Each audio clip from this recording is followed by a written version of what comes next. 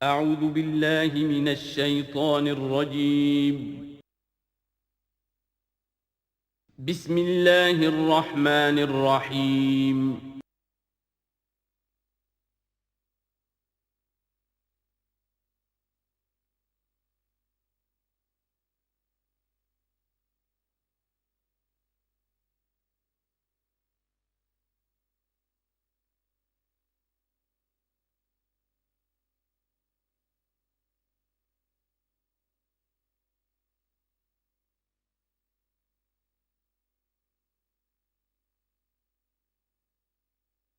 اعوذ باللہ من الشیطان الرجیم بسم اللہ الرحمن الرحیم الف لام میم ذالک الکتاب لا ریب فیہ صدق اللہ العظیم۔ الف لام میم حروف مقطعات ہیں جن کے بارے میں عرض کر چکا ہوں۔ ذالک الکتاب لا ریب فیہ، یہ وہ کتاب ہے اس میں کوئی شک نہیں۔ الکتاب اس لیے کہا گیا ہے کہ قرآن مجید کی پیشین گوئیاں اور خوشخبریاں سابقہ کتابوں میں موجود تھیں، اور چونکہ اس سورہ مبارکہ میں اصل خطاب کا رخ جو ہے وہ ہے سابقہ امت مسلمہ کی طرف، تو ذالک کتاب نہیں کہا گیا، ذالک کتاب لا ریب فیہ نہیں، ذالک الکتاب یہ وہ کتاب ہے، کتاب موعود ہے جس کی پیشین گوئیاں تورات اور انجیل میں موجود تھیں۔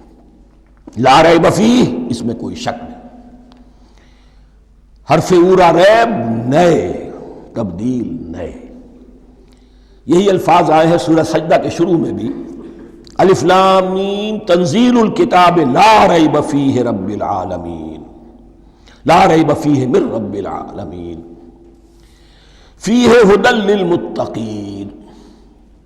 فیہ دونوں طرف مل سکتا ہے، لا ریب فیہ اسے معانقہ کہتے ہیں، لا ریب فیہ پڑھیں گے تو ہدن سے شروع کر دیں گے، لا ریب پر ختم کر دیں گے تو فیہ ہدن للمتقین، یہ دونوں معنی درست ہوں گے۔ ہدن للمتقین یہ ہدایت ہے، رہنمائی ہے اہل تقویٰ میں جو بچنا چاہیں۔ تقویٰ کا اصل مفہوم سمجھ لیجئے، وقا یقی کسی کو بچانا، تقویٰ خود بچنا۔ جن لوگوں کے اندر فطرت سلیمہ ہوتی ہے ان میں اخلاقی حس موجود ہوتی ہے، وہ بری چیز سے بچنا چاہتے ہیں، بھلی کو حاصل کرنا چاہتے ہیں، وہ لوگ ہیں کہ جو گویا کہ اس قرآن کا اصل مخاطب ہے، وہی اس سے استفادہ کر سکیں گے۔ الذین یؤمنون بالغیب، اب ان کے کچھ اوصاف، یہ اصل میں بہت زیادہ واضح ہوتا ہے تعویل خاص کے اعتبار سے کہ دیکھ لو درخت کو اپنے پھل سے پہچانتے ہیں، اس قرآن کے پھل موجود ہیں نا، یہ ابو بکر اور عمر اور عثمان اور علی کون ہیں؟ یہ جو مہاجرین آئے ہیں چل کر، مدینے والوں دیکھو یہ کون ہیں، ان کی شخصیتیں کیا ہیں، ان کا کردار کیا ہے، ان کے اوصاف کیا ہے، یہ کس درخت کے پھل ہیں، یہ اس بینہ کے پھل ہیں، یہ اس ذکرہ کے پھل ہیں۔ بینہ رسول من اللہ یتلو صحفا مطہرۃ فیہا کتب قیمہ، یہ اس شجرہ مبارکہ کے پھل ہیں، دیکھ لو ان کے کیا شب و روز ہے۔ الذین یؤمنون بالغیب، جو غیب پر ایمان رکھتے ہیں۔ تعویل عام کے اعتبار سے اس کا بہت اہم مفہوم ہوگا، جو یہ طے کر لے کہ سوائے مادے کی دنیا کے مجھے اس سے آگے جانا ہی نہیں، unless I can verify۔ آپ کو معلوم ہے کہ میٹیریل جو حقائق ہے وہ تو آپ ویریفائی کر سکتے ہیں، آنکھ سے دیکھ سکتے ہیں، کان سے سن سکتے ہیں، ویریفائڈ ہے۔ جو یہ سمجھ لے گا کہ اس کے بیونڈ کچھ نہیں ہے، اس کے لیے قرآن میں کوئی ہدایت نہیں۔ ہدایت قرآنی کا نقطہ آغاز یہ ہے کہ انسان یہ سمجھ لے کہ جو اصل حقیقت ہے وہ مستور ہے، نگاہوں سے چھپی ہوئی ہے، سامنے جو کچھ نظر آ رہا ہے۔ ایک انگلستان کے بہت بڑے فلسفی کی کتاب کا عنوان ہے appearance and reality, reality and appearance, Bradley کی کتاب۔ اپیئرنس جو کچھ نظر آ رہا ہے یہ حقیقت نہیں، حقیقت اس کے پیچھے ہے۔ اور کنفیوشس کا ایک جملہ ہے جو بہت بڑا حکیم اور فلسفی تھا، چین کا بہت بڑا حکیم اور فلسفی، اور ہو سکتا ہے کہ نبی ہو، واللہ عالم، ہم کہہ نہیں سکتے۔ اس کی تعلیم بڑی اخلاقی تعلیم ہے، اور اس کا جملہ سنیے، یہ یؤمنون بالغیب کی اس سے زیادہ صحیح تشریح ممکن نہیں ہے۔ There are certain things, there's nothing more real than what cannot be seen. And there's nothing more certain than what cannot be heard. وہ حقائق جو آنکھوں سے نہیں دیکھے جا سکتے اور کانوں سے نہیں سنے جا سکتے، ان سے زیادہ یقینی اور واقعی حقائق اور کوئی نہیں. There's nothing more real than what cannot be seen, and there's nothing more certain than what cannot be heard. الذین یؤمنون بالغیب ویقیمون الصلاۃ، نماز قائم کرتے ہیں، ومما رزقناہم ينفقون، اور جو کچھ ہم نے انہیں دیا ہے اس میں سے خرچ کرتے ہیں، خیر میں، بھلائی میں، نیکی میں، ابنائے نو کی حاجات کو رفع کرنے میں، لوگوں کی تکلیفیں دور کرنے میں، خود اللہ کے لیے، اللہ کی رضا جوئی کے لیے، اللہ کو قرض حسنہ دیتے ہوئے. والذین یؤمنون بما انزل الیک وما انزل من قبلک، اور وہ کہ جو ایمان رکھتے ہیں اس پر بھی جو آپ پر نازل کیا گیا ہے محمد صلی اللہ علیہ وسلم، اور اس پر بھی کہ جو آپ سے پہلے نازل کیا گیا. یہ بہت اہم الفاظ ہیں، اس لیے کہ عام طور پر آج کل ہمارے ہاں یہ خیال پھیلا ہوا ہے کہ یہ تورات اور انجیل کے پڑھنے کا کوئی فائدہ نہیں، کوئی ضرورت نہیں. کوئی ضرورت نہیں کی حد تک تو شاید بات صحیح ہو، لیکن کوئی فائدہ نہیں، یہ بالکل غلط ہے. یہ ابتدا ہے قرآن کی، اور کس قدر اہتمام کے ساتھ کہا جا رہا ہے. ایمان صرف قرآن پر نہیں، اس پر بھی کہ جو اس سے پہلے نازل کیا گیا. اور سورہ نساء کی آیت، اور سورہ نساء نازل ہوئی ہے کہیں جا کر سن 6 ہجری میں، یا ایھا الذین آمنوا آمنوا باللہ ورسولہ والکتاب الذی نزل علی رسولہ والکتاب الذی انزل من قبل. تو اس سے ایمان جو ہے تورات پر اور انجیل پر اور زبور پر اور صحف ابراہیم پر، اجمالی ایمان کی جو اہمیت ہے اس کو اچھی طرح سمجھ لیجیے. البتہ یہ ہے کہ چونکہ ہم سمجھتے ہیں اور جانتے ہیں کہ ان کتابوں میں تحریف ہو گئی ہے، لہذا ان کتابوں کی کوئی شے قرآن پر حجت نہیں ہوگی. جو چیز قرآن سے ٹکرائے گی ہم اس کو رد کر دیں گے. ان کتابوں کی کسی شے کو دلیل کے طور پر نہیں لائیں گے. لیکن جہاں قرآن مجید کی کسی بات کی نفی نہ ہو رہی ہو تو بہت سے حقائق ہمیں ان کتابوں ہی سے ملتے ہیں. انبیاء کے مابین جو زمانی ترتیب ہے، کرونالوجیکل آرڈر جو ہے، وہ تو ہمیں تورات سے ملتا ہے، قرآن میں تو نہیں. قرآن میں کبھی حضرت نوح کا ذکر بعد میں ہے، حضرت موسیٰ کا پہلے.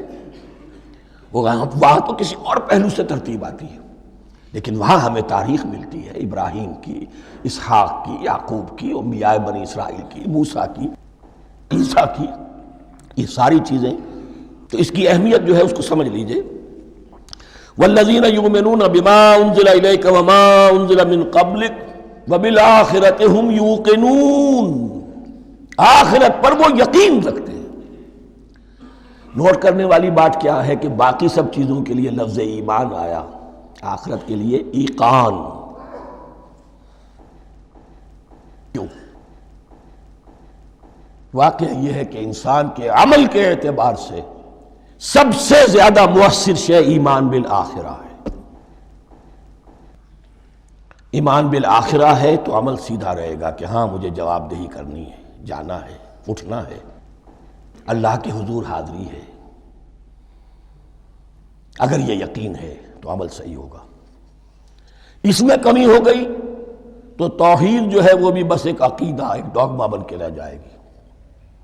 ایمان بالرسالت بھی بدعات کو جنم دے گا. عید میلاد نبی منا لیجئے، اور کچھ عشقیہ اشعار کہہ دیجئے، نعتیہ اشعار کہہ دیجئے، اللہ اللہ خیر صلی اللہ، یہ ایمان بالرسالت کے مظہر ہوں گے. عمل انسان کا درست ہوتا ہے آخرت کے یقین کے ساتھ. وَبِالْآخِرَةِ هُمْ يُوقِنُونَ، آخرت پر انہی کا یقین ہے، انہی کا یقین ہے. یہ حصر بھی ہے اس اعتبار سے کہ یہودی میں مدعی تھے کہ ہم آخرت پر یقین رکھتے ہیں، یہاں کنٹراسٹ دکھایا جا رہا ہے، آخرت پر یقین رکھنے والے یہ لوگ ہیں.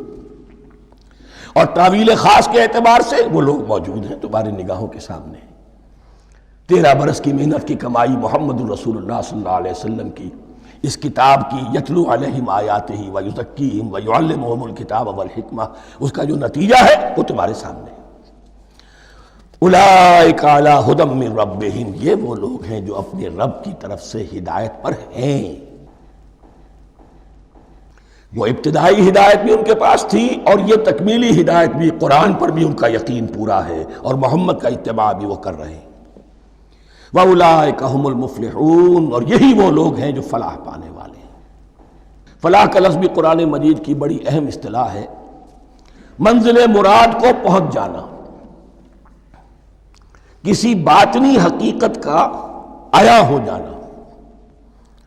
اسی لیے اس پر پھر گفتگو انشاءاللہ ہوگی سورہ مومنون کے شروع میں، لیکن یہ کہ فلاح پانے والے، کامیاب ہونے والے اصل میں یہی لوگ ہیں۔ تو گویا کہ تعویل خاص میں صحابہ کرام کی طرف اشارہ ہو گیا، تعویل عام میں ہر شخص کو بتا دیا گیا اگر قرآن کی ہدایت سے مستفید ہونا ہے تو یہ اوصاف اپنے اندر پیدا کرو۔ اب دوسرا گروہ، ان الذین کفروا سواء علیہم انذرتہم ام لم تنذرہم لا یؤمنون، یقیناً جن لوگوں نے کفر کیا، اور یہاں مراد کیا ہے؟ جو کفر پر اڑ گئے ہیں۔ اس کو ہم تعویل عام میں نہیں لے سکتے، اس لیے کہ اگر تو ہم اس کو عام میں لے لیں گے تو اس کے معنی تو یہ ہوں گے جس شخص نے کسی وقت کفر کیا اب وہ ہدایت پر آ ہی نہیں سکتا۔ نہیں، یہ بات نہیں ہے۔ کوئی کفر میں ہے، وہ غالطے کی بنا پر ہے، عدم توجہی کی بنا پر ہے، حق اس پر واضح نہیں ہوا ہے اس لیے ہے، تو آپ اسے سمجھائیں گے، انذار و تبشیر سے اسے فائدہ ہو جائے گا، واعظ و نصیحت سے فائدہ ہو جائے گا۔ ایک وہ ہے کہ جو حق کو سمجھ کر، پہچان کر اور پھر اڑ گئے، ضد کی وجہ سے، ہٹ دھرمی کی وجہ سے، تعصب کی وجہ سے، تکبر کی وجہ سے، حسد کی وجہ سے۔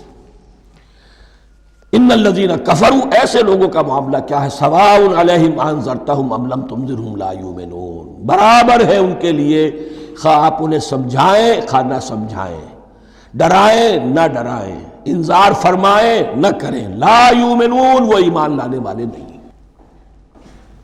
وہی بات جو میں نے کہی تھی کہ سوتے کو جگایا جا سکتا ہے، جاگتے کو کیسے جگائیں؟ ختم اللہ علی قلوبہم وعلی سمعہم وعلی ابصارہم غشاوہ، ان کے دلوں پر اللہ نے مہر کر دی ہے۔ کیوں کر دی ہے؟ یہ ابتداءً مہر نہیں ہوئی، جب حق کو پہچان کر انہوں نے رد کر دیا، اس کی پاداش میں، اس کی سزا کے طور پر۔ ختم اللہ علی قلوبہم، اللہ نے ان کے دلوں پر مہر کر دی ہے، وعلی سمعہم، اور ان کی سماعت پر بھی، وعلی ابصارہم غشاوہ، اور ان کی آنکھوں کے سامنے پردہ پڑ چکا ہے۔ یہ مضمون سورہ یاسین کے شروع میں پھر آئے گا بہت شر و بست کے ساتھ۔ وَلَهُمْ عَذَابٌ عَظِيمٌ، اور ان کے لیے تو اب بہت بڑا عذاب ہے۔ یہ دوسرا گروہ ہو گیا، ایک رکوع میں دو کو سمیٹ لیا گیا، کل ابھی 7 آیتیں ہوئی ہیں۔ ایک وہ گروہ جس نے قرآن مجید کی دعوت سے صحیح استفادہ کیا، ان میں طلب ہدایت کا مادہ موجود تھا، ان کی فطرتیں سلیم تھیں، ان کے سامنے دعوت آئی، قبول کی، اور قرآن کے بتائے ہوئے راستے پر چلے۔ وہ گلے سرسبد ہیں، وہ شجرہ قرآنی کے نہایت مبارک اور مقدس، وہ اس کے پھل ہیں۔ ایک گروہ وہ ہے جس نے حق کو پہچانا لیکن اس کو رد کر دیا اپنے تعصب یا ہٹ درمی کی وجہ سے۔ ان کا ذکر آ گیا بہت اختصار کے ساتھ، اس لیے کہ ان کا ذکر آپ کو بہت تفصیل سے مکی صورتوں میں ملے گا۔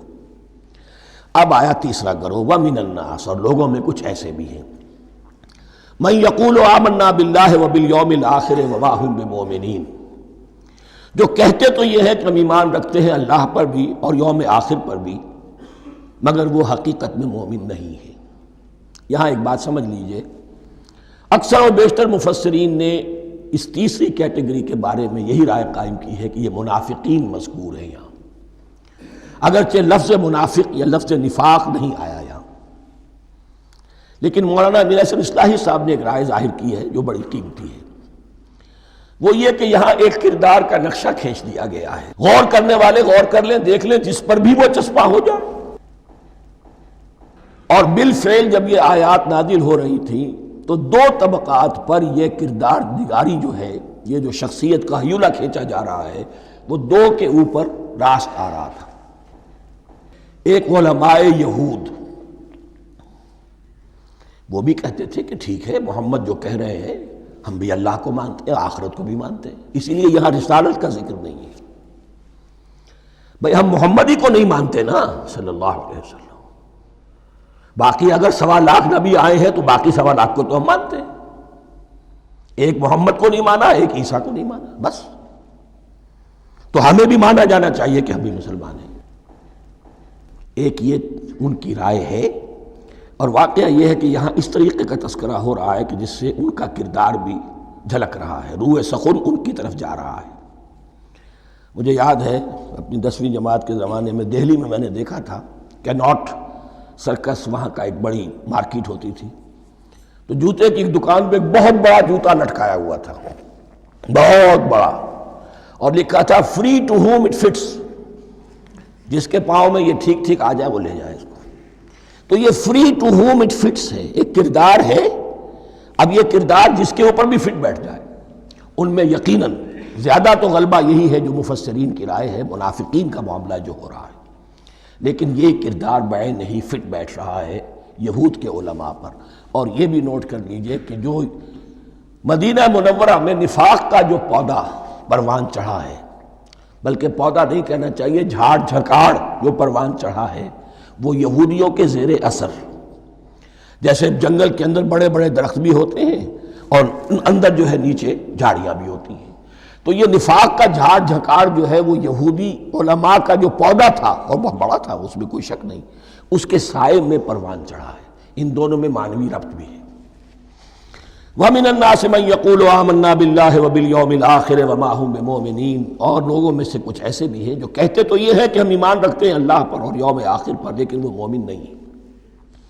يُخَادِعُونَ اللَّهَ وَالَّذِينَ آمَنُوا وَمَا يَخْدَعُونَ إِلَّا أَنفُسَهُمْ، وہ دھوکہ دینے کی کوشش کر رہے ہیں اللہ کو اور اہل ایمان کو۔ دیکھیں یخادعون جو ہے یہ باب مفاعلہ ہے، باب مفاعلہ میں کشمکش ہوتی ہے، کشاکش ہوتی ہے، لہذا ترجمہ میں نے کیا کوشش کر رہے ہیں۔ وما یخدعون الا انفسهم، یہ ثلاثی مجرد میں آ گیا، اور نہیں دھوکہ دے رہے مگر صرف اپنے آپ کو۔ یہ یقینی ہے اپنے آپ کو تو دھوکہ دے رہے ہو، لیکن یہ کہ اللہ اور اس کے رسول کو اور اللہ اور اہل ایمان کو دھوکہ نہیں دے سکتے۔ سورہ نساء کی آیت نمبر 142 میں یہ کھل کر منافقین کے بارے میں یہی الفاظ آئے ہیں، ان المنافقین یخادعون اللہ وہو خادعہم، یقیناً منافقین جو ہے وہ اللہ کو دھوکہ دینے کی کوشش کر رہے ہیں اور اللہ انہیں دھوکہ دے رہا ہے۔ وما یشعرون، انہیں اس کا شعور نہیں ہے۔ یہ بہت اچھی طرح نوٹ کر لیجئے، منافقین کی بھی اکثریت وہ تھی جنہیں اپنے نفاق کا شعور نہیں تھا، وہ اپنے تئیں سمجھتے تھے اپنے آپ کو مسلمان، وہ کہتے تھے یہ بے وقوف لوگ ہیں، محمد رسول اللہ کے بارے میں کہتے تھے یہ خام خواہ جو ہے انہوں نے لڑائی بھڑائی مول لے لی ہے اہل مکہ کے ساتھ، کیا ضرورت ہے، امن کے ساتھ جو ہے بات کرنی چاہیے۔ وہ سمجھتے تھے کہ ہم خیر خواہ ہیں، ہم بھلی بات کہہ رہے ہیں، یہ بے وقوف لوگ ہیں، دیکھتے نہیں کہ کس سے ٹکرا رہے ہیں، ہاتھ میں اسلحہ نہیں ہے اور لڑائی کے لیے جا رہے ہیں، تو بے وقوف تو یہ ہے۔ لیکن وہ سمجھتے تھے کہ ہم تو بڑے مخلص ہیں، ہم مصلح ہیں، تو ما یشعرون بہت ضروری ہے۔ بعض لوگ منافق ایسے بھی تھے کہ جو اسلام میں داخل ہی ہوتے تھے دھوکہ دینے کی خاطر، اور ان پہ پہلے دن سے واضح ہوتا تھا کہ ہم مسلمان نہیں ہیں، ہم نے اسلام کا لبادہ اوڑھا ہے صرف دھوکے کے لیے۔ اس کا ایک ذکر سورہ آل عمران میں آئے گا۔ لیکن اکثر و بیشتر منافقین دوسری طرح کے تھے جنہیں اپنے نفاق کا شعور حاصل نہیں تھا۔ فی قلوبہم مرض، ان کے دلوں میں ایک روگ ہے، بیماری ہے۔ یہ روگ اور بیماری کیا ہے؟ ایک لفظ میں اس کو تعبیر کیا جائے، کردار کی کمزوری، ویکنس آف کیریکٹر۔ ایک شخص وہ ہوتا ہے کہ جو سمجھتا ہے یہ حق ہے، ہر سے بعد آباد، اب جو ہو سو ہو۔ ایک حق کو حق پہچان کر رد کر دیتا ہے، وہ کافر ہو گیا۔ ایک حق کو حق پہچان کر آیا تو صحیح، لیکن ویکنس آف کیریکٹر کی وجہ سے قوت ارادی کمزور ہے، آخرت بھی چاہتے ہیں، دنیا کو بھی ہاتھ سے دینے کو تیار نہیں،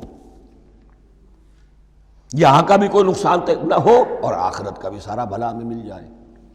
یہ وہ لوگ ہیں در حقیقت کہ اس کو کہا روگ۔ فی قلوبہم مرض فزادہم اللہ مرضا، تو اللہ نے ان کے مرض میں اضافہ کر دیا۔ یہ اللہ کی سنت ہے، آپ حق پر چلنا چاہیں حق کا راستہ آپ کے لیے آسان کر دے گا، آپ برائی کی طرف جانا چاہیں بڑی سے بڑی برائی آپ کے لیے ہلکی ہوتی چلی جائے گی۔ کوئی خاص بات ہی نہیں، چلو یہ بھی کر گزرو، جب یہ کر لیا تو یہ بھی کر گزرو۔ اور اگر آپ بین لٹکنا چاہیں تو اللہ اسی پہ چھوڑ دیتا ہے۔ ٹھیک ہے، آپ سمجھتے ہیں ہم کامیاب ہو رہے ہیں، ہم نے مسلمانوں کو بھی دھوکہ دے لیا، وہ ہمیں مسلمان سمجھتے ہیں، اور یہودیوں کو بھی دھوکہ دے لیا، وہ سمجھتے ہیں کہ ہم ان کے ساتھی ہیں، تو سمجھا کامیاب ہو رہے ہیں، حقیقت میں کامیابی نہیں۔ فی قلوبہم مرض فزادہم اللہ مرضا ولہم عذاب علیم بما کانوا یکذبون، اور ان کے لیے تو دردناک عذاب ہے۔ عذاب عظیم کا لفظ آیا تھا اوپر کفار کے لیے، وَلَهُمْ عَذَابٌ عَظِيمٌ، 7ویں آیت ختم ہوئی، اور عذاب علیم کا لفظ آیا یہاں، ان کے لیے دردناک المناک عذاب ہے، بما کانوا یکذبون، بسبب اس جھوٹ کے جو وہ بول رہے تھے۔ وَإِذَا قِيلَ لَهُمْ لَا تُفْسِدُوا فِي الْأَرْضِ، اور جب ان سے کہا جاتا تھا مت فساد کرو زمین میں۔ مراد کیا ہے اس سے؟ کہ جب محمد کو مان لیا کہ اللہ کے رسول ہیں، اب ٹھیک ٹھیک پیروی کرو، ان کے پیچھے چلو، ان کا حکم ہے تو جنگ کے لیے نکلو، ان کی طرف سے تقاضا آتا ہے مال پیش کرو، اور اگر تم اس سے کتراتے ہو تو فساد مچا رہے ہیں، جماعتی زندگی کے اندر فتنہ اور فساد پیدا کر رہے ہیں۔ وَإِذَا قِيلَ لَهُمْ لَا تُفْسِدُوا فِي الْأَرْضِ قَالُوا إِنَّمَا نَحْنُ مُصْلِحُونَ، وہ کہتے تھے نہیں ہم تو صلح کرانے والے ہیں، اصلاح کرنے والے ہیں، ہم چاہتے ہیں لڑنا بھیڑنا کوئی اچھی بات نہیں ہے، ٹکراؤ تصادم یہ کوئی اچھے کام تھوڑا ہی ہے، بس ٹھنڈے ٹھنڈے دعوت دیتے رہو، جو چاہے قبول کر لے جو چاہے رد کر دے، خام خواہ یہ ٹکرانا اور یہ جنگ کرنا اور اللہ کے دین کو غالب کرنے کے لیے یہ قربانی دو اور یہ مصیبت جھیلو اور یہ مشقت برداشت کرو اور یہ چیز چھوڑو اور یہ ترک کرو، یہ کاہے کے لیے؟ وَإِذَا قِيلَ لَهُمْ لَا تُفْسِدُوا فِي الْأَرْضِ قَالُوا إِنَّمَا نَحْنُ مُصْلِحُونَ أَلَا إِنَّهُمْ هُمُ الْمُفْسِدُونَ وَلَٰكِن لَا يَشْعُرُونَ، آگاہ ہو جاؤ کہ وہی ہے مفسد، فساد پھیلانے والے۔ اس لیے کہ محمد رسول اللہ کی دعوت ہے زمین میں اصلاح کے لیے، اس اصلاح کے لیے کچھ آپریشن کرنا پڑے گا۔ مریض اس درجے کو پہنچ چکا ہے کہ آپریشن کے بغیر اس کی شفا نہیں ہوگی، اب اگر تم اس کے راستے میں رکاوٹ بنتے ہو تو در حقیقت تم فساد مچا رہے ہو، لیکن تمہیں اس کا شعور نہیں۔ الا انہم ہم المفسدون ولکن لا یشعرون، پھر دیکھیے نوٹ کیجئے، شعور نہیں ہے۔ شعوری نفاق اور شے ہے، غیر شعوری نفاق ہے کہ جس کا یہ سارا تذکرہ ہو رہا ہے۔ وَإِذَا قِيلَ لَهُمْ آمِنُوا كَمَا آمَنَ النَّاسُ، اور جب ان سے کہا جاتا ہے ایمان لاؤ جیسے دوسرے لوگ ایمان لائے ہیں۔ آخر دیکھو دوسرے یہ اہل ایمان ہیں، جب بلاوا آتا ہے فوراً لبیک حاضر ہوتے ہیں، جو بھی ہو۔ یہ تم جو ہے آخر تم نے اور روش اختیار کی۔ وَإِذَا قِيلَ لَهُمْ آمِنُوا كَمَا آمَنَ النَّاسُ قَالُوا أَنُؤْمِنُ كَمَا آمَنَ السُّفَهَاءُ، وہ کہتے ہیں کہ کیا ہم ایمان لائے جیسے یہ بے وقوف لوگ ایمان لائے؟ انہیں تو اپنے نفع کی فکر، نہ نقصان کی فکر، نہ خطرات کا کوئی خیال، نہ اندیشوں کا کوئی گمان، جان جائے مال جائے، اولاد کو چھوڑ دیں، گھر بار چھوڑ کے آ گئے ہیں، ان سے بڑے بے وقوف کون ہوں گے؟ بال بچے چھوڑ آئے ہیں کفار مکہ کے رحم و کرم پر، سرداران قریش جو چاہیں ان کے ساتھ کریں، تو یہ تو بے وقوف لوگ ہیں۔ آج کل آپ کہتے ہیں ایسے ہی لوگوں کو فینیٹکس ہیں، یہ فینیٹکس ہیں۔ دیکھ بھال کر چلنا چاہیے، دائیں بائیں دیکھ کر چلنا چاہیے، نفع نقصان کا خیال کر کے چلنا چاہیے، چاہے حق ہے ٹھیک ہے، لیکن بہرحال اپنی مصلحتوں کو بھی اور اپنی اہل و عیال کی مصلحتوں کو بھی دیکھنا چاہیے۔ یہ لوگ تو معلوم ہوتا ہے کہ بالکل دیوانے ہو گئے، فینیٹکس ہو گئے۔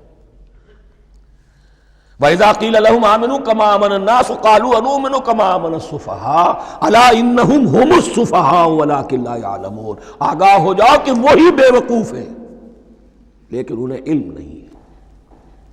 وہ صادق الایمان جو ایمان کی ہر تقاضے کو پورا کرنے کے لیے ہر وقت حاضر ہیں، ان سے بڑا عقل مند کوئی نہیں، ان سے بڑا سمجھدار کوئی نہیں۔ انہوں نے یہ جان لیا ہے کہ اصل زندگی آخرت کی زندگی ہے، یہ نہیں ہے، یہ تو عارضی ہے، کل نہیں آج ختم ہو جائے، آج نہیں ابھی ختم ہو جائے، کیا فرق پڑے گا؟ جانا تو ہے، اب نہیں تو کل، کل نہیں تو پرسوں، جانا تو ہے۔ تو عقل تو ان کے اندر ہے۔ الا انہم هم السفہاء ولکن لا یعلمون واذا لقوا الذین آمنوا قالوا آمنا، اور جب یہ ملتے ہیں ان سے جو اہل ایمان ہیں تو کہتے ہیں ہم بھی ایمان رکھتے ہیں۔ اب یہ ان دونوں پر آئے گا۔ عام جو یہودی تھے وہ بھی کہتے تھے کہ ہم بھی تو آخر اللہ کو مانتے ہیں، آخرت کو مانتے ہیں، اور منافق تو تھے ہی جو رسول کو بھی مانتے تھے۔ وَإِذَا خَلَوْا إِلَىٰ شَيَاطِینِهِمْ، اور جب یہ اپنے شیطانوں کے پاس خلوت میں ہوتے ہیں، اور یہاں شیاطین سے مراد ہیں اہل کتاب یہود کے علماء، ان کے سردار، یا عبداللہ ابن ابی جو منافقین مدینہ کا سردار تھا۔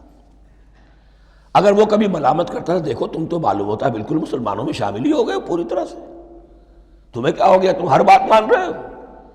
اب انہیں یہ کچھ نہ کچھ اپنی وفاداری کا یقین دلانے کے لیے کہنا پڑتا تھا، نہیں نہیں ہم انہیں بیوقوف بنا رہے ہیں، ہم ان سے ذرا تمسخر کر رہے ہیں، ہم ہیں آپ کے ساتھ ہی، آپ فکر نہ کریں۔ اسی لیے یہ دو منہ ہونا، نفق کہتے ہیں سرنگ کو جس کے دو دروازے ہوتے ہیں، باقی زیر زمین ہے۔ نافقہ گوہ کا بل ہے کہ دو دروازے رکھتا ہے، دو اس کے منہ رکھتا ہے کہ ادھر سے اگر کتا داخل ہو جائے شکار کے لیے تو ادھر سے نکل بھاگے، ادھر سے آئے تو ادھر سے نکل بھاگے۔ تو دو منہ انسان، یہ در حقیقت جس کو پھر سورہ نساء میں کہا گیا لا الہ ہؤلاء ولا الہ ہؤلاء، نہ ادھر کے ہیں نہ ادھر کے، مذبذبین بین ذالک، اس کے درمیان مذبذب ہو کر رہ گئے۔ یہ شیطان کا لفظ یہاں سمجھ لیجئے کہ اس کے دو رائے ہیں کہ یہ شطنہ سے بنا ہے یا شات سے بنا ہے، شین الف توئے یا شین تو نون۔ شطنہ کے معنی تباعدا، کو بہت دور ہو گیا، دور ہو گیا۔ شیطان سے مراد جو اللہ کی رحمت سے بہت دور ہو گیا۔ اور شاتا یشیتو کے معنی ہے احترق غضبا وحسدا، کوئی شخص غصے اور حسد کے اندر جل رہا ہو، وہ شاتا یشیتو ہے۔ اس سے فعلان کے وزن پر، رحمان کے وزن پر، غضبان کے وزن پر شیطان، یعنی وہ کہ جو حسد اور غضب کی آگ میں جل رہا ہے۔ تو یہ ایک تو شیطان وہ ہے کہ جو جنات میں سے ہے، جس کا نام عزازیل تھا پہلے، اب ہم اسے ابلیس کے نام سے جانتے ہیں، وہ ایک شیطان ہے، جنی ہے۔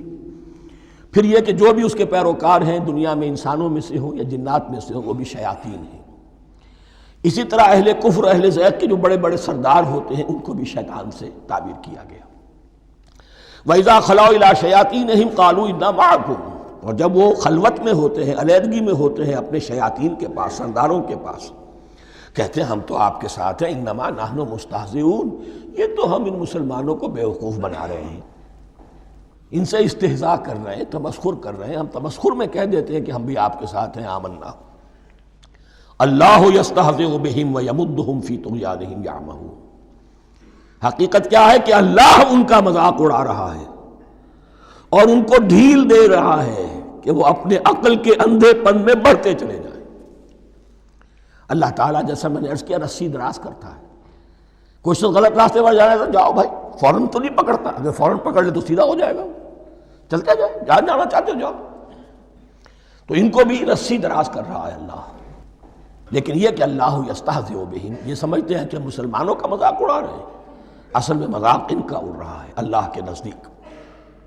وَيَمُدُّهُمْ فِي طُغْيَانِهِمْ يَعْمَهُونَ، اب یہاں ذرا نوٹ کر لیجئے، یہ دو لفظ آئیں گے، عین میم اور ہا، امہ ہے کے ساتھ، ایک ہے عین میم اور یا، امج، تو عین اور میم تو مشترک ہے یا آخر میں فرق ہوگا، عین میم اور ہا ہوگا، اس کے معنی عقل کا اندھا، دل کا اندھا، آنکھیں تو ہے لیکن دل کا اندھا ہے، عقل کا اندھا ہے۔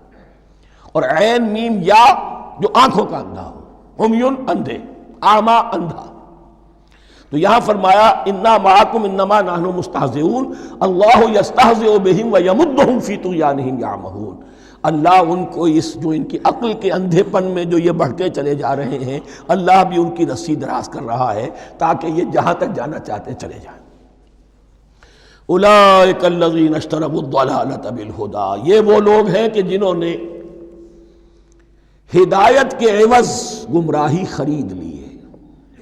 دیکھیے بڑا پیارا انداز ہے یہ، ایک شخص کے سامنے دونوں آپشنز تھے، ایک نے گمراہی کو چھوڑا، ہدایت لے لی، چاہے قیمت دینی پڑی، تکلیفیں اٹھانی پڑی، آزمائشوں میں سے گزرنا پڑا، قربانیاں دینی پڑی، ہدایت لی۔ اور ایک شخص نے ہدایت دے کر گمراہی لے لی ہے۔ آسانی تو ہو گئی، فوری تکلیف سے تو بچ گئے، لا الہ الا ولا الہ الا دونوں طرف سے اپنے آپ کو بچا لیا، لیکن حقیقت میں سب سے زیادہ گھاٹے کا سودا یہی ہے۔ اولئک الذین اشتروا الضلالۃ بالہدی، ہدایت دے کر اور ضلالت خرید لی ہے، فما ربحت تجارتہم، تو ان کی تجارت ان کے حق میں ہرگز مفید نہیں ہوئی۔ اب یہاں بھی دیکھیے، را با اور ہے ہا، ربحا، اس کے معنی نفع، صحیح نفع، جائز نفع۔ را با اور وا، ربا، وہ سود، وہ بھی اضافہ ہے، وہ بھی بڑھوتری ہے، لیکن وہ حرام ہے۔ ایک ہے تجارت کے اندر جو نفع ہو جائے وہ ربح ہے، را با اور ہا یہ نفع ہے جو جائز نفع ہے۔ را با اور وا، ربا، یہ کیا ہے؟ یہ سود ہے، یہ حرام ہے۔ را اور با مشترک ہے، آگے ہا، آگے اور با، اس کا فرق ہے۔ فما ربحت تجارتہم وما کانوا مہتدین، ان کی تجارت ان کے حق میں ہرگز مفید نہیں ہوئی اور نہیں ہے اب یہ ہدایت پانے والے۔ مثلہم، اب یہاں دو تمثیلیں آ رہی ہیں بڑی پیاری۔ پہلی تمثیل ہے کفار کے بارے میں، دوسری تمثیل ہے یہ بین والے لوگوں کے بارے میں۔ پہلوں کے لیے کیا تمثیل ہے؟ مثلہم کمثل الذی استوقد نارا، ان کی مثال اس شخص کی سی ہے جس نے آگ روشن کی۔ ایک نقشہ کھینچا جا رہا ہے، اندھیری شب ہے جدا اپنے قافلے سے ہے تو، تیرے لیے ہے میرا شعلہ نوا قندیل۔ اندھیری شب ہے، قافلہ بھٹک رہا ہے، کچھ لوگ بڑی ہمت کرتے ہیں، اندھیرے میں بھی ادھر ادھر سے لکڑیاں جمع کرتے ہیں اور آگ روشن کر دیتے ہیں، لیکن عین اس وقت جب آگ روشن ہوتی ہے کچھ لوگوں کی بینائی سلب ہو جاتی ہے۔ پہلے وہ اندھیرے میں اس لیے تھے کہ روشنی نہیں تھی، اب وہ اندھیرے کے اندھیرے میں رہ گئے کہ روشنی تو خارج میں آ گئی، اپنی اندر کی روشنی گل ہو گئی، بصارت سلب ہو گئی۔ یہ مثال ہے ان کفار کی کہ حضور کی آمد سے پہلے سب بھٹک رہے تھے، کوئی حقیقت واضح نہیں تھی، قافلہ انسانیت بھٹک رہا تھا اندھیری شب میں۔ محمد الرسول اللہ آئے، انہوں نے آگ روشن کر دی، اب راستہ کھل گیا، ہدایت واضح ہو گئی، لیکن کچھ ضد یا تعصب یا تکبر یا حسد کی بنیاد پر کچھ لوگوں کی اندر کی بینائی زائل ہو گئی، تو وہ تو ویسے کے ویسے بھٹک رہے ہیں، جیسے پہلے اندھیرے میں تھے ویسے ہی اب اندھیرے میں ہیں۔ روشنی میں آنے والے تو وہ ہیں، دیکھ لو جن کا ذکر سب سے پہلے ہوا ہے۔ مثلہم کمثل الذی استوقد نارا، اس شخص کی سی ہے کہ جس نے آگ روشن کی۔ فلما اضاءت ما حولہ، جب اس آگ نے اپنے ماحول کو، گردا گرد کو روشن کر دیا، ذہب اللہ بنورہم، اللہ ان کی نور بصارت کو لے گیا، سلب کر لیا اللہ نے۔ وَتَرَكَهُمْ فِي ظُلُمَاتٍ لَا يُبْصِرُونَ، اور چھوڑ دیا انہیں ان اندھیروں کے اندر کہ وہ کچھ نہیں دیکھتے۔ صُمٌّ بُكْمٌ عُمْيٌ فَهُمْ لَا يَرْجِعُونَ، اسم کہتے ہیں بہرے کو، سم جمع ہے اس کی، سمن۔ اب کمو کہتے ہیں گونگے کو، بکمن اس کی جمع ہے۔ آما کہتے ہیں اندھے کو، عمیٌ اس کی جمع ہے۔ یہ بہرے ہیں، گونگے ہیں، اندھے ہیں، فہم لا یرجعون، اب یہ لوٹنے والے نہیں۔ یہ کون ہے؟ ابو جہل ہے، ابو لہب ہے، ولید بن مغیرہ ہے، عقبہ ابن ابی معیط ہے، یہ سب کے سب ابھی زندہ ہیں جب یہ آیات نازل ہو رہی ہیں۔ ابھی تو غزوہ بدر ہوگا سن 2 ہجری میں، اور اس میں یہ سب جو ہیں واصل جہنم ہوں گے، ابھی تک تو ہے نا۔ یہ لوگ ہو گئے اس کی مثال۔ وَمَثَلُهُمْ كَمَثَلِ الَّذِي اسْتَوْقَدَ نَارًا فَلَمَّا أَضَاءَتْ مَا حَوْلَهُ ذَهَبَ اللَّهُ بِنُورِهِمْ وَتَرَكَهُمْ فِي ظُلُمَاتٍ لَا يُبْصِرُونَ صُمٌّ بُكْمٌ عُمْيٌ فَهُمْ لَا يَرْجِعُونَ۔ اب دوسری مثال، أَوْ كَصَيِّبٍ مِّنَ السَّمَاءِ، یا بڑی زور کی بارش برس رہی ہے آسمان سے، فِيهِ ظُلُمَاتٌ، اس میں اندھیرے بھی ہیں، وَرَعْدٌ اور گرج ہے، وَبَرْقٌ اور بجلی چمک رہی ہے، یجعلون اصابعہم فی آذانہم من الصواعق حذر الموت، کچھ لوگ ہیں کہ جو اپنی انگلیاں اپنے کانوں کے اندر ٹھوسے ہوئے ہیں کہ وہ جو کڑک ہے اس سے ان کی جانیں نہ نکل جائیں، موت نہ آ جائے۔ کڑکا ایسا ہے کہ اس کڑکے سے بچنے کے لیے اپنی انگلیاں اپنی کانوں میں ٹھوس رکھی، حذر الموت، موت کے خوف سے۔ واللہ محیط بالکافرین، اللہ ایسے کافروں کا احاطہ کیے ہوئے ہے، بچ کر کہاں جائیں گے۔ یکاد البرق یخطف ابصارہم، قریب ہے کہ بجلی ان کی نگاہوں کو لے جائے، ان کی بینائی کو سلب کر لے۔ کلما اضاء لہم، لیکن ہوتا کیا ہے، جب ذرا روشنی ہوئی تو چل لیے۔ مشوا فیہ، بجلی چمکی، کچھ نظر آ گیا دائیں بائیں تو کچھ تھوڑا سا چل لیے۔ وَإِذَا أَظْلَمَ عَلَيْهِمْ، اور جب تاریکی ان پر طاری ہو گئی، قاموا، کھڑے کے کھڑے رہ گئے۔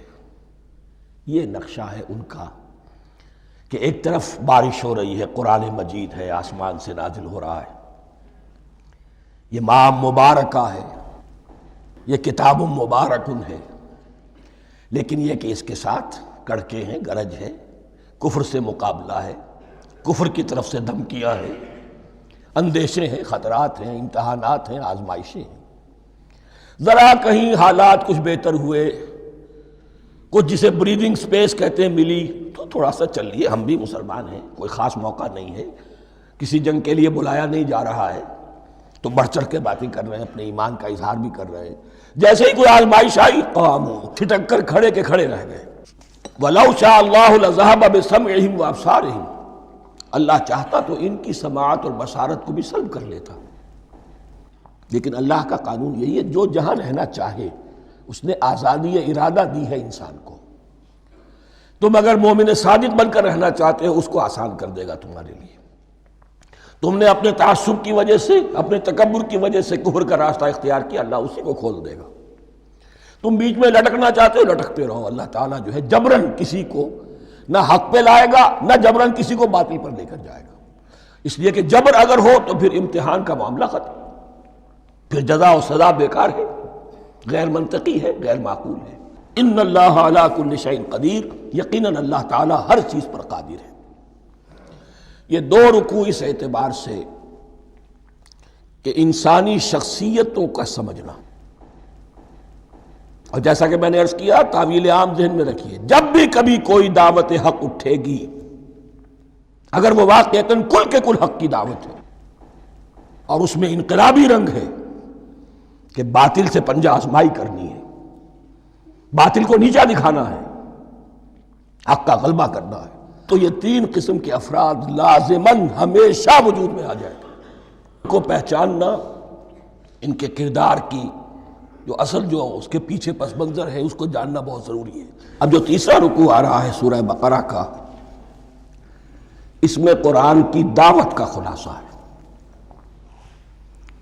قرآن کیا ماننے کی دعوت دیتا ہے، اس کی پکار کیا ہے۔ جیسا کہ میں عرض کر چکا ہوں، 2/3 قرآن پہلے نازل ہو چکا ہے، پس منظر میں ہے۔ ہمارے لیے اس ترتیب مصحف کے اعتبار سے وہ قرآن بعد میں آئے گا، ترتیب نزولی کے اعتبار سے وہ پس منظر میں موجود ہے، لیکن چونکہ یہاں پر مصحف کے اندر یہاں سے آغاز کیا جا رہا ہے، لہذا اس کا خلاصہ جو ہے لب لباب یہ ایک رکوع میں، اور قرآن کے فلسفے کا اور اس کے بعض نہایت ہی اہم جو موضوعات ہیں اور مسائل ہیں ان کا ذکر پھر چوتھے رکوع میں۔ ابھی ہم تیسرا رکوع پڑھ رہے ہیں۔ یا ایھا الناس اعبدوا ربکم الذی خلقکم والذین من قبلکم لعلکم تتقون، اے لوگو بندگی اختیار کرو اپنے اس رب کی، اپنے اس مالک کی جس نے تمہیں پیدا کیا، اور نہ صرف تم کو پیدا کیا، تم سے پہلے جتنے لوگ گزرے انہیں بھی پیدا کیا تاکہ تم بچ سکو۔ یہ قرآن کی دعوت کا خلاصہ ہے، اور یہ نوٹ کر لیجئے، یہ تمام انبیاء اور رسل کی دعوت یہی تھی۔ اب جب پڑھیں گے سورہ اعراف پڑھیں گے، سورہ شعراء پڑھیں گے، ایک ایک کا نام لے کر، ان اعبدوا اللہ واطیعون، ہر رسول کی دعوت یہ تھی، اللہ کی بندگی کرو، میری اطاعت کرو۔ یا قوم اعبدوا اللہ ما لکم من الہ غیرہ، اے میری قوم کے لوگوں اللہ کی بندگی کرو، تمہارا کوئی الہ اور معبود اس کے سوا نہیں ہے۔ پھر عضو قرآن یہی عبادت رب انسان کی تخلیق کی غایت ہے، وما خلقت الجن والانس الا لیعبدون، ہم نے جنوں اور انسانوں کو پیدا ہی صرف اس لیے کیا ہے کہ ہماری بندگی کریں۔ لیکن یہاں ایک فرق بہت بڑا ہے، تمام رسولوں کی دعوت یہی ہے، محمد الرسول اللہ کی بھی یہی ہے، لیکن بڑا فرق کیا ہے؟ باقی تمام رسولوں کی دعوت آپ کو ملے گی یا قوم، اے میری قوم کے لوگوں، یہاں ہے یا ایھا الناس، اے بنی آدم، اے بنی نوع انسان۔ معلوم ہوا کہ تمام رسول حضور سے پہلے صرف اپنی اپنی قوموں کی طرف آئے ہیں، پہلے اور آخری اور کامل رسول ہیں اللہ کے محمد صلی اللہ علیہ وسلم، جن کی دعوت آفاقی ہے۔ یا ایھا الناس، یا قوم نہیں، یا ایھا الناس اعبدوا ربکم الذی خلقکم والذین من قبلکم۔ اس میں دلیل بھی آ گئی کہ عام طور پر لوگ جو ہے غلط راستے پر اس دلیل سے جمے رہتے ہیں کہ ہمارے آباء و اجداد کا راستہ یہی تھا۔ تو بھائی جیسے تم مخلوق ہو ایسے ہی وہ بھی تو مخلوق تھے، جیسے تم خطا کر سکتے ہو وہ بھی تو خطا کر سکتے تھے۔ لہذا یہ نہ دیکھو کہ آباء و اجداد کا راستہ کیا تھا، دیکھو یہ کہ حق کیا ہے، لعلکم تتقون، تاکہ تم بچ جاؤ، دنیا میں افراط و تفریط کے دھکوں سے بچ جاؤ گے، آخرت میں اللہ کے عذاب سے بچ جاؤ گے۔ ان دونوں سے اگر بچنا ہے تو اللہ کی بندگی کی روش اختیار کرو۔ اچھا کس رب کی؟ الذی جعل لکم الارض فراشا والسماء بناء، جس نے تمہارے لیے زمین کو فرش بنا دیا اور آسمان کو چھت بنا دیا۔ وانزل من السماء ماء، اور آسمان سے پانی برسایا۔ فاخرج بہ من الثمرات رزقا لکم، اور پھر اس پانی کے ذریعے سے زمین سے میووں کی شکل میں، پیداوار کی شکل میں تمہارے لیے رزق اگایا۔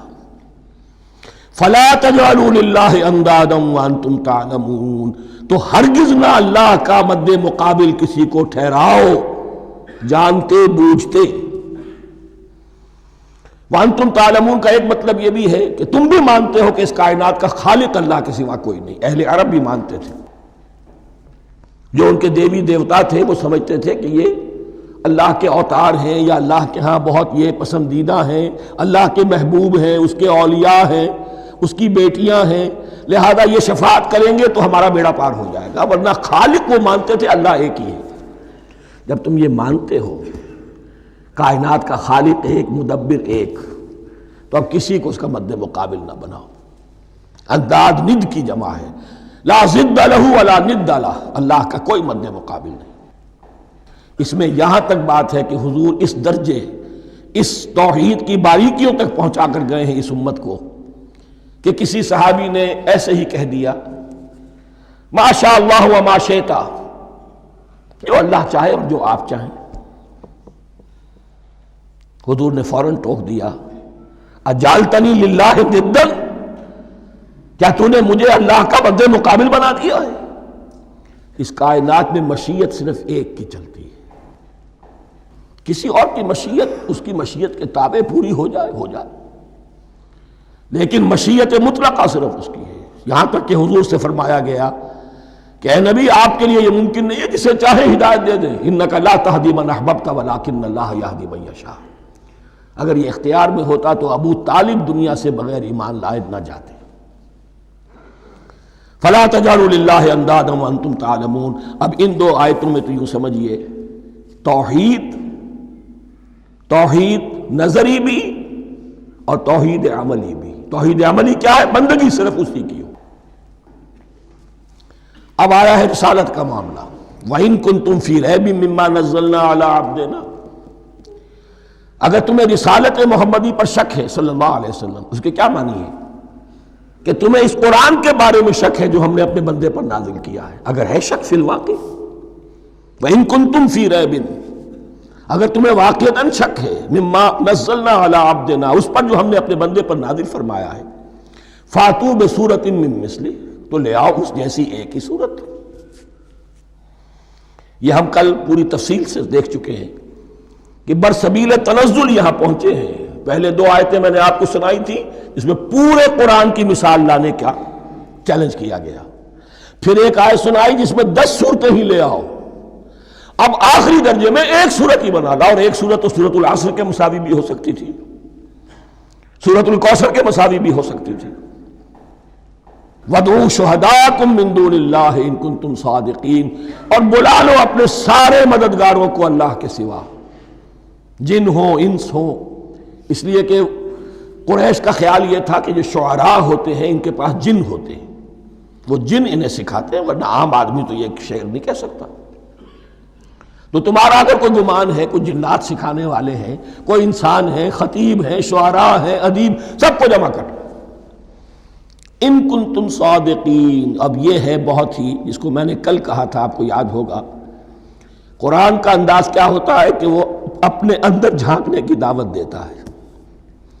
یہ گویا کہ آنکھوں میں آنکھیں ڈال کر یہ کہا جا رہا ہے کہ حقیقت میں تمہیں کوئی شک نہیں ہے، یہ تم بات بنا رہے ہو صرف. اگر واقعتاً شک ہے تو آؤ میدان. حقیقت یہ ہے کہ تمہیں شک نہیں ہے. اگر تم سچے ہو فاتوا بسورۃ من مثلہ، تو اس جیسی ایک ہی صورت بنا لاؤ.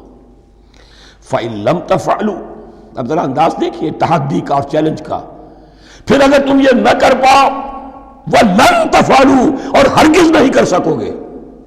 یہ چیلنج کون دے سکتا ہے؟ اللہ کے سوا کوئی نہیں دے سکتا. یہ انداز کسی کتاب کا نہیں ہے. ذَلِكَ الْكِتَابُ لَا رَيْبَ فِيهِ، یہ کسی کا نہیں ہے.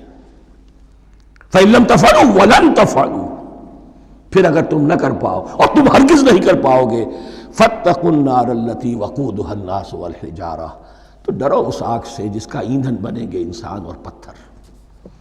اعدت للکافرین، کافروں کے لیے تیار کر لی گئی ہے، بھڑکا دی گئی ہے. پتھروں کا ذکر خاص طور پر کیوں ہے؟ 2 اس کے امکانات ہیں. آپ کو معلوم ہے کہ وہ جو پتھر کا کوئلہ ہوتا ہے اس کی آگ بڑی سخت ہوتی تھی، عام جو ہمارا یہ لکڑی کا کوئلہ ہوتا ہے اس کے مقابلے میں. اور دوسرے یہ بھی کہ چونکہ انہوں نے جو معبود تراش رکھے تھے وہ پتھر کے ہوتے تھے، تمہارے ساتھ ہی تمہارے ان معبودوں کو بھی جھونکا جائے گا اور وہ بھی جلیں گے، تاکہ تمہاری حسرت کے اندر اضافہ ہو. ان سے ہم دعائیں مانگا کرتے تھے، ان کے سامنے ماتھے ٹیکتے تھے، ان کے سامنے ڈنڈوت کرتے تھے، ان کو چڑھاوے چڑھاتے تھے. اب یہاں گویا کہ ایمان باللہ، توحید، ایمان بالرسالت اور ایمان بالآخرت. فاتقوا النار التي وقودها الناس والحجارة اعدت للكافرين وبشر الذين آمنوا وعملوا الصالحات، اور بشارت دے دیجئے اے نبی ان لوگوں کو کہ جو ایمان لائے اور جنہوں نے نیک عمل کیے. ان لهم جنات تجری من تحتها الانہار، کہ ان کے لیے وہ باغات ہیں کہ جن کے دامن میں ندیاں بہتی ہوں گی. لفظی ترجمہ ہوگا جن کے نیچے ندیاں بہتی ہوں گی. مراد اس سے کیا ہے؟ عام فطری باغ وہ ہوتے تھے کہ جس میں ذرا اونچائی پر جو ہے درخت لگے ہوئے ہیں اور دامن میں ندی بہ رہی ہے، تو اس سے خود بخود جو ہے وہ اریگیشن، نیچرل اریگیشن ہو رہی ہے، درختوں کے جڑوں تک پانی پہنچ رہا ہے. بہرحال ترجمہ آپ لفظی کریں، ان کے نیچے ندیاں بہتی ہوں گی یا یہ کہ جن کے دامن میں ندیاں بہتی ہوں گی. کلما رزقوا منها من ثمرۃ رزقا، جب بھی کبھی انہیں دیا جائے گا کوئی پھل رزق کے طور پر کھانے کے لیے جنت میں، قالوا هذا الذي رزقنا من قبل، وہ کہیں گے یہ تو وہی شے ہے جو ہمیں پہلے بھی ملتی تھی. اس کا ایک مفہوم یہ ہے، یہ جو نزل ہے، ابتدائی جو ہے دعوت ہے، ابتدائی ضیافت جو ہوگی اس میں وہی چیزیں کہ جو معروف ہے، جانی پہچانی ہے. یہ رمان، یہ دیکھیے یہ انار آ رہا ہے خوبصورت، یہ انگور ہے خوبصورت، یہ نخیل ہے، یہ نخل ہے، یہ رطب ہے، لیکن ذائقے کے کوئی نسبت و تناسب بھی نہیں ہوگا. وہ کہیں گے یہ وہی شے ہے جو ہمیں پہلے ملتی تھی. وَأُتُوا بِهِ مُتَشَابِهًا، مشابہ تو ہوگی وہ، لیکن ان کے ذائقے میں زمین و آسمان کا فرق ہوگا. اور ایک یہ بھی مفہوم لیا گیا کہ آخرت میں جنت میں بھی وہی میوے ملتے رہیں گے، لیکن ان کا ذائقہ بدلتا رہے گا. شکل وہ ہوگی لیکن ذائقہ وہی رہے گا کہ جس سے انسان کی پھر طبیعت بھر جاتی ہے ایک ہی شے کو کھاتے ہوئے. وَلَهُمْ فِيهَا أَزْوَاجٌ مُطَهَّرَةٌ، اور ان کے لیے ہوں گے اس میں بہت ہی پاک باز، نہایت پاک کی ہوئی بیویاں ہوں گی. ازواج مطہرۃ وہم فیہا خالدون، اور اس میں رہیں گے ہمیشہ ہمیشہ۔ یہ تو تین جو اصول ہیں دین کے دعوت ایمان، توحید اور رسالت اور معاد، ایمان باللہ، ایمان بالرسول، ایمان بالآخرہ۔ اب ذرا کچھ ضمنی مسائل ہیں کہ جو بعض کفار کی طرف سے، بعض معتزلین کی طرف سے پیش ہوتے تھے، وہ کبھی بھی اس چیلنج کا مقابلہ تو نہ کر سکے، میدان میں تو نہ آ سکے۔ یہ بالکل ایسی بات ہے جیسے کسی مصور کی تصویر پر اعتراض کرنے والے تو بہت تھے۔ جب کہا گیا کہ ذرا یہ لیجئے قلم، اس کو ٹھیک کر دیجئے، یہ برش آپ کے ہاتھ میں دیتا ہوں، اب سب پیچھے ہٹ گئے۔ تو کوئی صورت قرآن کے مقابلے میں لانا وہ تو ان کے لیے ممکن نہیں تھی، لیکن ادھر ادھر سے اعتراضات کرنے کے لیے جو زبانیں کھلتی تھی ان میں سے ایک اعتراض نقل کیا جا رہا ہے۔ وہ یہ تھا کہ وہ کہتے تھے کہ قرآن مجید میں مکھی کی تشبیہ آئی ہے، یہ تو بڑی حقیر سی شے ہے، اعلیٰ کلام ہو اور اعلیٰ متکلم ہو وہ ایسی حقیر چیزوں کا تذکرہ نہیں کرتا۔ بیت العنکبوت مکڑی کا بھی ذکر ہے قرآن میں، اتنی حقیر شے کا، یہ کوئی اعلیٰ کلام نہیں۔ اس کا جواب دیا جا رہا ہے کہ اصل میں کہیں تشبیہ بیان کرنی ہے، تمثیل بیان کرنی ہے، تو دیکھنا یہ کہ جس شے کے لیے تشبیہ دی جا رہی ہے اس کی مناسبت والی شے ہو۔ شے کوئی بہت حقیر ہے تو کسی عظمت والی شے سے آخر کیسے تشبیہ دی جائے گی؟ وہ تو کسی حقیر شے سے ہی تشبیہ دی جائے گی تو جو اصل مقصد ہے تشبیہ کا وہ پورا ہوگا۔ ان اللہ لا یستحی ان یضرب مثلا ما بعوضۃ فما فوقہا، اللہ تعالیٰ کو تو اس میں کوئی جھجک نہیں ہے، کوئی شرم نہیں ہے کہ وہ مچھر کی مثال بیان کرے، تو اس سے اوپر، اب یا فوقہا میں دونوں معنی ہو جائیں گے، یعنی کمتر اور حقیر ہونے میں اس سے بھی بڑھ کر، یا یہ کہ اس سے اوپر کی کوئی شے اس کی مثال دینے میں اللہ کو کوئی جھجک نہیں، اس لیے کہ مکھی بھی بہرحال مچھر سے تو ذرا بڑی شے ہے۔ اس معنی میں بھی ہو سکتا ہے فوقہا، اور فوقہا اس معنی میں بھی کہ اس سے بھی حقیر ہونے میں اس سے بھی بڑھ کر۔ فَأَمَّا الَّذِينَ آمَنُوا فَيَعْلَمُونَ أَنَّهُ الْحَقُّ مِن رَّبِّهِمْ، تو جو لوگ صاحب ایمان ہیں وہ جان لیتے ہیں کہ یہ حق ہے ہمارے رب کی طرف سے۔ وَأَمَّا الَّذِينَ كَفَرُوا، اور جنہوں نے کفر کیا ہے، فَيَقُولُونَ مَاذَا أَرَادَ اللَّهُ بِهَذَا مَثَلًا، یہ کیا مثال اللہ نے دی، کیا ارادہ ہوا اللہ کا اس مثال کے ذریعے سے، ناک بھوں چڑھا رہے ہیں، اعتراض کر رہے ہیں۔ اب جو آ رہا ہے اگلا جملہ وہ ہے بہت اہم، یضل بہ کثیرا ویہدی بہ کثیرا، اسی کے ذریعے سے اللہ بہتوں کو ہدایت دیتا ہے اور اسی کے ذریعے سے بہتوں کو گمراہ کرتا۔ معلوم ہوا کہ ہدایت اور گمراہی اور ہدایت اور ضلالت انسان کی سبجیکٹو کنڈیشن کے اوپر دار و مدار ہے اس کا۔ آپ کے دل میں خیر ہے، بھلائی ہے، نیت صحیح ہے، طلب ہدایت، طلب علم، اس میں آپ سچے ہیں، آپ کو ہدایت مل جائے گی۔ دل میں زیغ ہے، کجی ہے، نیت میں ٹیڑھ ہے، فساد ہے، تو اسی کے ذریعے سے اللہ آپ کی گمراہی میں اضافہ کر دے گا۔ یضل بہ کثیرا ویہدی بہ کثیرا، لیکن اللہ کا یہ کسی کو ہدایت دینا اور کسی کو ضلالت دینا علل ٹپ نہیں ہے، کسی قاعدے اور قانون کے بغیر نہیں ہے۔ وَمَا يُضِلُّ بِهِ إِلَّا الْفَاسِقِينَ، نہیں گمراہ کرتا وہ اس کے ذریعے سے مگر صرف سرکش لوگوں کو، جن میں سرکشی ہے، تعلی ہے، تکبر ہے، اور ان کے اوصاف کیا ہے؟ الَّذِينَ يَنقُضُونَ عَهْدَ اللَّهِ مِن بَعْدِ مِيثَاقِهِ، جو توڑ دیتے ہیں اللہ کے ساتھ کیے ہوئے عہد کو۔ اور سب سے بڑا عہد یہ سورہ اعراف میں چل کر آئے گا، عہد الست۔ عالم ارواح میں ہم عہد الست کر کے آئے، الست بربکم قالوا بلا، کیا میں ہی نہیں ہوں تمہارا رب؟ تمام ارواح نے، میں بھی تھا، آپ بھی تھے، سب تھے، کل انسان، جتنے انسان دنیا میں آج تک آ چکے ہیں وہ بھی تھے، اور جو آنے ہیں ابھی قیامت تک وہ بھی تھے، لیکن تھے صرف ارواح کی شکل میں، جسم نہیں تھے۔ اور یہ میں آپ کو بتا چکا ہوں، مکمل وجود ہے انسان کا روحانی وجود۔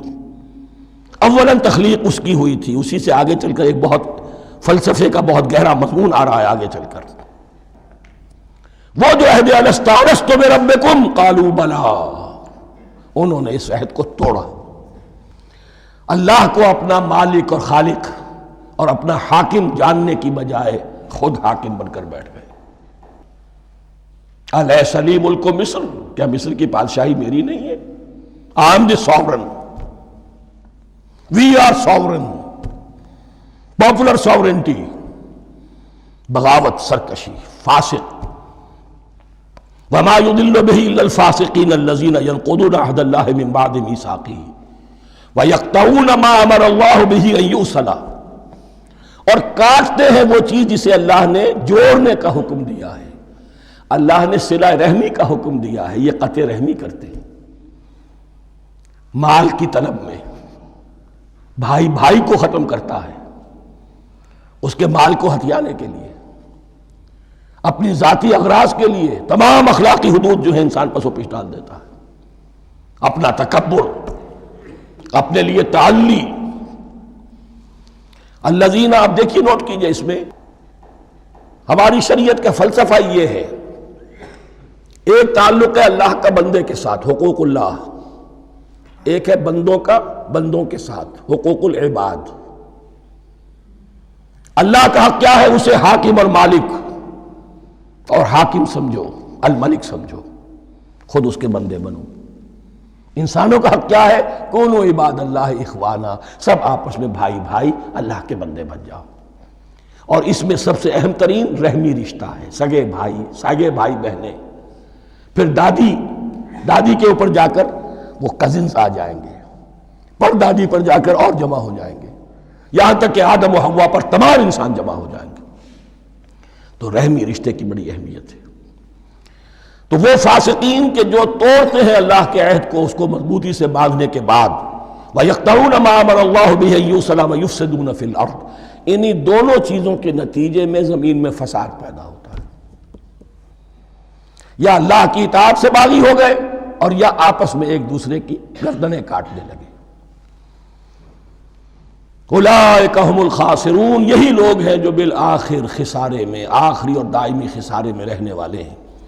کیف تکفرون باللہ وکنتم امواتا، تم کیسے کفر کرتے ہو اللہ کا؟ بڑا پیارا انداز ہے۔ وکنتم امواتا، تم مردہ تھے، فاحیاکم، تمہیں زندہ کیا، ثم یمیتکم، پھر تمہیں مارے گا، ثم یحییکم، پھر جلائے گا، ثم الیہ ترجعون، پھر تم اس کی طرف لوٹ جاؤ گے، لوٹا دیے جاؤ گے۔ یہاں وہ بات آ گئی جو آج نگاہوں سے بالکل اوجھل ہو چکی ہے۔ یہ ہم دنیا میں آنے سے پہلے مردہ تھے، کیا مانی؟ یہ مضمون آ کر اصل میں سورہ غافر یا سورہ مومن میں چل کر اس کی پوری وضاحت ہوگی، لیکن چونکہ یہاں تذکرہ ہو چکا ہے عہد الست کا، ہماری پہلی تخلیق ہوئی عالم ارواح میں، ارواح کی صورت میں، پھر ہمیں سلا دیا گیا، وہ ہماری پہلی موت تھی۔ مردہ جو ہے معدوم نہیں ہوتا، مردہ ہوتا ہے، بے جان ہوتا ہے، سویا ہوا ہوتا ہے، اور موت کو اور نیند کو تشبیہ دی گئی ہے۔ پھر ہمیں اس جسد کے ساتھ یہاں زندہ کیا گیا، پھر موت طاری ہوگی، پھر ہمیں زندہ کیا جائے گا۔ یہ آیت جیسا کہ میں نے عرض کیا بہت بڑی اور بڑی گہری حکمت اور فلسفہ قرآن کی آیت ہے۔